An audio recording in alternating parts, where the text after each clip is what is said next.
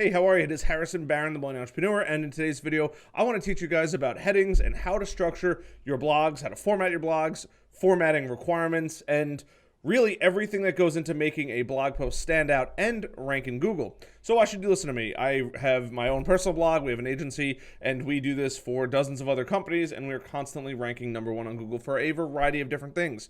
And the reason why we do that is not because, we do make better content for them, but the real core of it is actually not having better content. It is actually structuring your blog appropriately. Now, better content usually does win in Google. However, if it is structured improperly, chances are pretty good you're not going to rank online in Google. I say this because I have absolutely seen people with better blogs than I have, but I easily outrank them, and my customers easily outrank them. Why is that? Because their blogs are formatted incorrectly. That's it. That is the bare bones, lowest common denominator reason why it's not formatted correctly. It's not that the content isn't there. It's not that there isn't better photos there. It's the fact that they didn't format it correctly. So I'm actually going to break out my little handy dandy drawing tablet here, and we're going to dive into how to structure a blog correctly. I'm going to be covering all the headings, bold, italic, and really what builds and what Google sees as far as what makes good content. So let's share my screen here and let's dive into this. So I think at this point, if you're watching this channel, chances are pretty good you know what a blog is, you know how to structure a blog, but you might not be that technical with how to put everything inside of it. So that's what we're going to be covering today. But at this point, if you're watching this, you should have written some blogs at some point. And just like we learned in high school, right, you're going to have your blog, you're going to have your intro. Trying to draw that thing that we learned back in the day. It's like those three little pillars here, and then you have your conclusion, right? So you have 1, 2, 3. Those are your 3 paragraphs, and then you have your conclusion. And honestly, this is not that far off from how to write a good blog. For whatever reason, it seems like people just forget that this is the core principle of how to write a blog. But there are some things that you need to think about when you're actually writing this blog. And we're going to break this whole thing right here out for you so that you can see, and this is the normal way to follow it. Now, not every blog you're going to write is going to have 3 different paragraphs. It might have 20 different paragraphs. It might have 1 different paragraph. The amount of content it matters, but for the sake of this, it doesn't really matter because your content is going to vary drastically compared to anything that I've written, some of the stuff that we get for our clients. So don't think, oh my God, I'm writing too much or I'm writing too little. No, if you're writing too much, that's a good thing usually. If you're writing too little, that's usually almost always a bad thing. You're always going to have trouble ranking. I always tell people if you're going to start writing blogs, minimum 1,000 words. And it's not because there's a requirement for 1,000 words. The reason why I tell them that is because when Google looks at that, it 1,000 words forces you to stretch your idea, and you can only fill it with so much fluff. So by you stretching your idea, you actually make the better blog because you walk people through each and every single step of your process or your blog. It's not just a generic statement. So on one of the last videos, somebody wrote hypothermia and just wrote out all of the things that hypothermia can either lead to, and it was basically they took a WebMD chunk out of hypothermia and dropped it into their blog. That is the wrong way to do it. If you're going to do a blog on hypothermia, first of all, you got to structure the title better than hypothermia. It needs to be the blog title here, but maybe it's hypothermia. And my handwriting is awful, so I apologize. But maybe it's hypothermia ... Hypothermia when you get wet skin. How to recover from hypothermia. What are the telltale signs of hypothermia when you're riding I almost just said jet ski, although the hypothermia can set in on a jet ski, but on this case, they were in a snowmobile. How to tell if you're getting hypothermia looking at your fingers. What are the most common mental signs that you're seeing when you get hypothermia? These are all different variations of the word hypothermia and things that people are going to be searching. Because if you just use the word hypothermia, that's not enough information. Google needs more information than that. And this is going to be your title. So your blog, what it's about, is going to be your title. So in this case, we'll just do how to tell if you're getting hypo. I'm just going to abbreviate hypo during Snowmobiling. Snowmobiling. And this whole section here, and once again, I apologize about my handwriting because I usually type everything. And I'm also not sitting in the normal spot that I'm sitting. I'm sitting a little higher than I normally would. But this right here, this heading has to be H1. It is the most important thing that Google needs to see. Now, depending on what platform you're on, it might already make it in H1 because it's typically going to be in that top title spot. If it's not in that top title spot, depending on what CMS you're using, content management system, you may have to go in there and format it to H1. There'll be some options, usually on the top left, and it'll say headings, and you're going to select H1. You only put one of those per article. If you put two, Google doesn't know what the most important thing is. So you have to do how to tell if you're getting hypothermia during snowmobiling as number 1. Now you're going to have your little intro. And your intro essentially is going to be your snippet. So if you've seen and you've Googled something where it says, hey, hypothermia is when your hands start turning black or you start shaking uncontrollably even though you know you're warm, right? I don't know the exact definition of hypothermia. I do know how to identify it. But whatever that snippet is for hypothermia, that or a similar variation of that should be your intro. And it's going to be 2 to 3 sentences that tells Google exactly what this is about. This is called a snippet, and this is how you win snippets. Give people the information they're looking for right away. Don't make them wait. Don't make them read the whole thing. Give them the information they want. This is going to help because Google, as long as Google registers that as the snippet, there's no way to tell Google that's a snippet, but as long as Google registers, hey, this is really good information, and it's better than the person ranking number 1 on Google, and it doesn't have to be hypothermia, it could be any industry, that is what's going to come up as the snippet. So for you, think about how you can condense down how to tell if you're getting hypothermia during snowmobiling on your blog. Whatever your blog may be, that's going to be your intro and your snippet right here. So now you're going to have your intro. And this is just 2 to 3 sentences. You can have more of an introduction potentially broken out. You want to make it so obvious for Google to find. You can do your little intro, your little snippet, and then you can give more details on this, on your snippet. And pre-frame this area up here. You're going to be pre-framing that. So here are the 3 or 5 main things to tell that you are getting hypothermia during snowmobiling. Don't ask me how we even got to hypothermia. I was just realizing, I don't know how many people actually know about hypothermia. But it is when your body gets too cold and it can't reheat and then you have to seek medical attention. It's not something you ever want. So you're going to put more details in here. So that way, if you're like, hey, that snippet didn't capture everything about my title, but it's enough that somebody would know what this whole article is about, you can give more details on your snippet just below that. Just make the 2 to 3 sentences. This is 2 to 3 on this area. This is supposed to be 2. Like I said, my handwriting is awful. I'm so sorry. Next, you have these areas right here. There might be 1 section, there might be 20 sections, there might be 50 sections. Each section typically should have a subheading. So yes, you will have section 1 right here, and I'll just do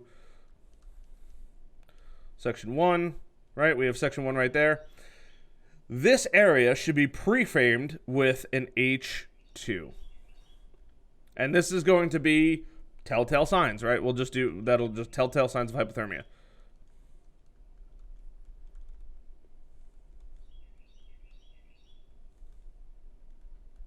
Now you have that as an H2.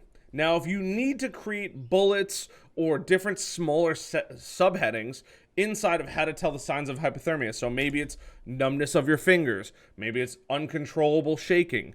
These are all different things that could go into your H3s, H4s, and H5s.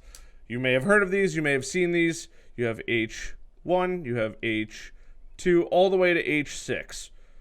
6 is down here. And each one supports the one above it. So if it's telltale signs of hypothermia, maybe in your section 1, you might need to say, hey, these are the 5 most common things. And maybe they're going to be sub-paragraphs to it. So maybe you have an H3 in here, with a little paragraph down here, and then maybe inside of that you can even put an H4, but maybe you have another H3 because it's supporting this up here. So then you're going to do another box down here.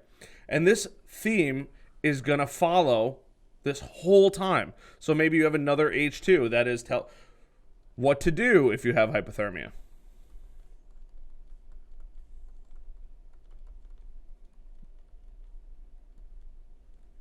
Right? That's another H2 because this is now supporting this up here. So now you can go through and say, hey, this is an H2 because it's supporting that. And if you need smaller subheadings, those are going to be H3. If H3 needs more subheadings, you go to H4. If H4 needs more subheadings, H5, and then more subheadings, H6. Now, the vast majority of people are probably never going to use H4, H5, and H6. Maybe H4 at most. I just really haven't seen that many H5s and H6s because most content just isn't that big. Now, you could probably get away with a 5,000 word article and just have H1, H2, H3, H4. I'm not saying that's the case for everybody, and there are probably going to be a lot of times when you can say, oh, okay, I need to make this a supporting part of another section. So then you would use H3, H4, H5, H6. Don't think, hey, just because Harrison said most people don't use it. I'm not saying you can't use it. If there is a part where you need to say, hey, this is a subheading of a subheading of a subheading, right? We'll just keep drawing boxes in there. You could keep going and keep going and keep going and drilling down into this whole area to get to that H6. And I'm just going to pull my screen down here so we could see it. Whoops. So we could see a little more of this. And then you're going to keep doing this until you have your H1, H2, H2. These are going to be headings for your paragraphs up here, right? This area right up here. And then you're going to have your conclusion. Your conclusion doesn't need to have a heading, but it can if you think that there is a line that would sum up this whole area. So maybe there is. I was going to do 10 because that's binary, but this is not binary. I'm thinking in code, I apologize. But it's either true or false. True or false. You don't necessarily need it, but you could have another title here. H2, which tells people the conclusion. And then you wrap it up. This is where you'd wrap up your blog. Wrap up, summary, takeaway. So you're going to wrap up the whole blog, bring it down to one point. It could be a summary. You're going to let them know what the key takeaways of this whole article were. And then somewhere in here, chances are pretty good you're selling a product of some sort, or you want people to visit your website to buy from you. If that's the case, call to action. The most important thing. If you have questions on this, if you have problems with this, this is where you would put your call to action. If this is something that resonates with you, if this is something you're struggling with, please reach out. We'd love to help, right? You've watched this video. If you guys need help with this, reach out to my agency, growth-generators.com.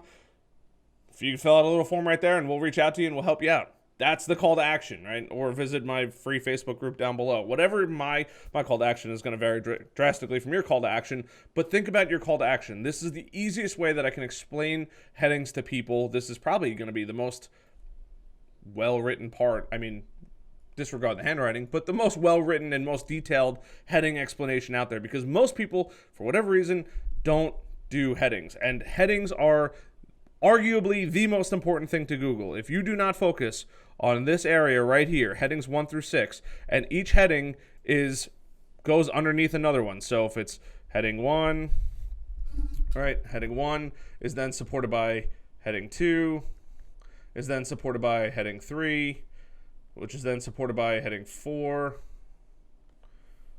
I'll grab my handy dandy eraser here.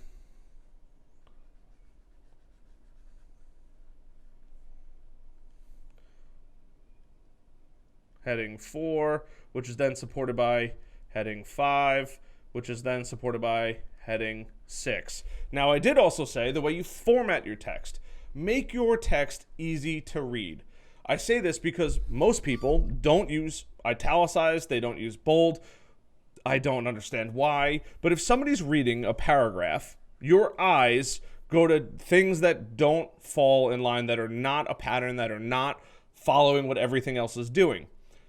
That being the case, if you're writing an article, and this is my writing here, bold some of this up. I'm just going to, I can do this. This is cool.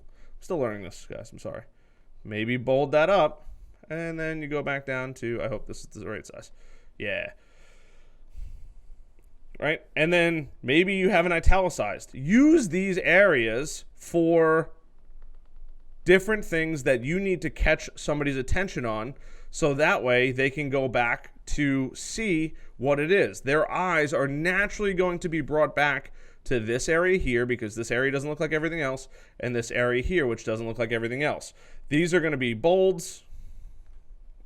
This is going to be italicized.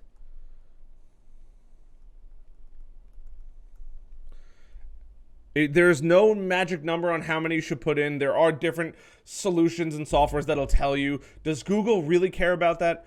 Maybe, arguably, maybe your more important parts of those paragraphs can be bolded or italicized. But what's really important is to think about your reader experience and the way the reader is reading your stuff. So when they go through your article, what are their eyes going to be attracted to first? Typically, you're going to have your headings are going to be much larger than everything else. We're going to go with my nice little rainbow here.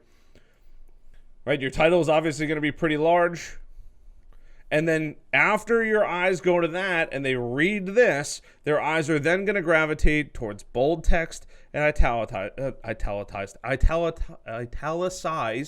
text. I don't know why I can't say the word italicized. That's just naturally where your eyes go, because it's not part of the format. It's not part of the way you're normally writing. It's not part of the normal text. Your Times New Roman at size 16 font or Calibri size 16. Those are going to be slightly larger or slightly skinnier or off at an angle, and it's going to naturally attract your eyes. And this is the maybe sub bullets that don't quite make bullets that you can grab on there. Just like when you put a link out to somebody else, it's blue. This, in which case, is going to be lighter, or this is going to be darker than the rest of your text. And this is also going to be slightly angled. I think we all probably know what italicized is at this point. The only other thing that I would say and recommend for you, and this is not part of headings, is scatter images throughout your stuff. There is no reason not to have images throughout everything that you're doing. It just makes it for a more enjoyable reading experience when you're going through and somebody's reading your blogs. So, once again, just to recap. Conclusion, wrap up, summary, takeaways, call to action. You have your blog setting, right? This is exactly what we learned back in high school or middle school or college, wherever you learn this. You have your blog title, you have your intro, you have each section of the blog, and then you have your conclusion. One title tag, always. You can have as many H2s as you need depending on how many little paragraphs you decide to make. Each paragraph does not need an H2, but each summary or subject of a paragraph probably should have an H2. So if there's 5 paragraphs that support the same topic, that's fine, one H2. But if there's one paragraph that supports that one subtopic, and there's another paragraph that supports a different subtopic, keyword different, then you can use another H2 in there. So we have how to tell if you're getting hypothermia during snowmobiling. You have your intro. You have more details, snippets, pre-frame right up front so Google can see it. Then you have your H2s, which is each section of your blog. And then as you write your blog and you need more subheadings, we have H2, H1, H2, H3, H4, H5, H6, and then wrap up. All right, so if you guys enjoyed this video, I'm literally following this is the structure for just about anything. If you guys need help with this, reach out to my agency, growth-generators.com. Leave comments down below. I'd love to help you guys. Right? These are the things. Join like-minded entrepreneurs in the free Facebook group down below. And that's it. There's a bunch of links down there. Go check it out. It's pretty cool. I'm here to help you guys. I hope this video helps. This is probably the most, even though my handwriting stinks, this is probably the most accurate video as far as H1s through H6s and bold and italicized out there for you. There are different ways to know how many you need. I will be covering that in a future video, but this is just what the H tags mean. So I hope this video helps. Hope you guys liked it. Like, subscribe, notification bell. I'll see you guys later.